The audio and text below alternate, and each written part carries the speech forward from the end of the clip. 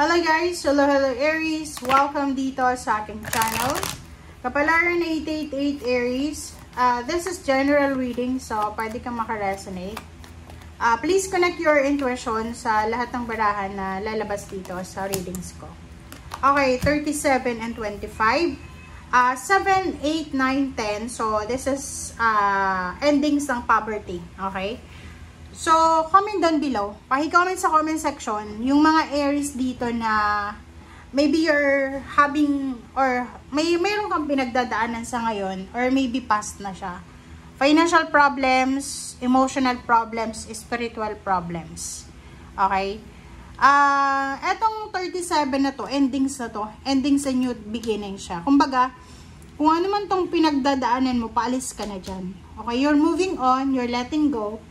Or parang, halimbawa, dati wala kang trabaho, ngayon pwedeng nag-a-apply ka na, or may trabaho ka na. Dati wala kang bahay, ngayon may bahay ka na. Dati wala kang relationship, nasa toxic relationship ka, ngayon naka-recover ka na. Alright? Okay. And next is 7. Doon sa mga Aries na nag-aantay ng promotion, salary increase, nag-aantay kayo ng appreciation. Yung parang feeling nyo hindi na-appreciate ng pamilya nyo, ng society, yung efforts nyo. Sa barahan ito, sinasabi na may possibilities dito, may opportunity ka na ma-appreciate kung ano man tong ginagawa mo sa ngayon.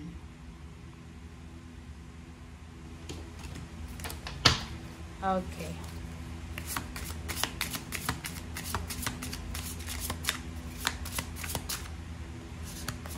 Okay, alignment. Sinasabi ng baraha sa'yo dito, Aries, na ano man tong ginagawa mo sa ngayon, nasa tamang direction ka. But the problem is, meron kang dala-dala na bagahe sa puso mo or sa isip mo. Maybe your energy, parang halimbawa, yung actions mo ay iba sa emotion mo. Yung emotion mo ay iba sa ginagawa mo. So, sinasabi ng barahan na maybe kailangan natin na i-align ang ating emotion, ang ating isip sa ating action. Kumbaga, kailangan nakakonek ang isip natin sa puso natin. Okay? Halimbawa, ang dami mong plano, pero tinatamad ka, yun yung rason kung bakit pumasok yung alignment sa'yo, na kailangan konektado. Okay? Hindi lang puro pangarap, hindi lang puro manifestation, make sure na may actions din. Or hindi lang puro actions, make sure may direction din. Sorry guys, excuse me. Okay, Nemetona. Nemetona, sacred space. Doon sa mga Aries na medyo nakakalimot na kayo sa spiritual yung obligations. Okay? Wala to sa religion na. This is about your belief. Religion or any spiritual na ginagawa nyo, maybe wala na kayo ngayon na panahon para mag-pray, mag-meditate, magsimba, or makipag-usap sa Panginoon. Sinasabi ng baraha na kahit sa loob ng bahay, pwede tayong makagawa ng sacred space natin para makipag-usap tayo sa Panginoon. Ang alam nyo ba sa probinsya, ang kadalasan sa mga bahay sa probinsya, sa kwarto, sa harap ng kama nila, meron talaga silang, like, naglalagay sila ng mini altar or table para ilagay yung mga prayers nila. Okay, so yung sinasabi ko na sa probinsya, di ba? Usually sa probinsya, yung bahay sa kwarto, sa may pintuan, may altar, sa loob ng kwarto may altar, kasi pagbangon sa umaga, magpe-pray agad. So, sa'yo, pwede naman to eh. So, pwede kang maglagay ng sacred space para sa'yo. Kasi, ako yung para sa akin, yung pinaka-sacred space ko, kahit saang lugar, kahit nasa CR ka, yung tahimik lang, na wala kang ibang iniisip, and you're connecting with God, with the source, na nakikipag-usap ka, galing sa puso, hindi yung puro lang salita. Okay?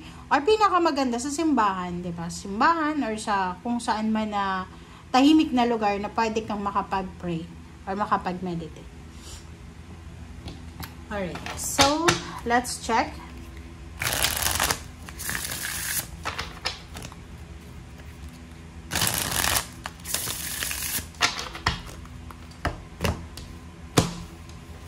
This is for Aries. Okay, reverse na strength card. Bakit ganon? OMG, 6 of Wands.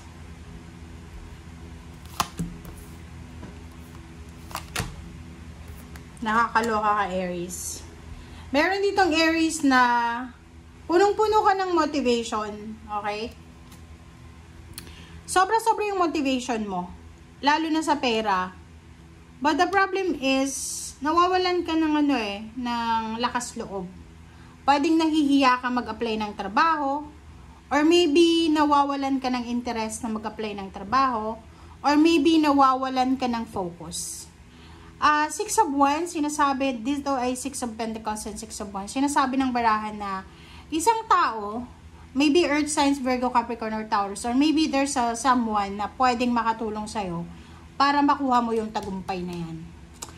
There's someone na posibleng siya ay sobrang financially stable niya, or ang taong ito ay magaling siya sa lahat ng oras, sa lahat ng bagay.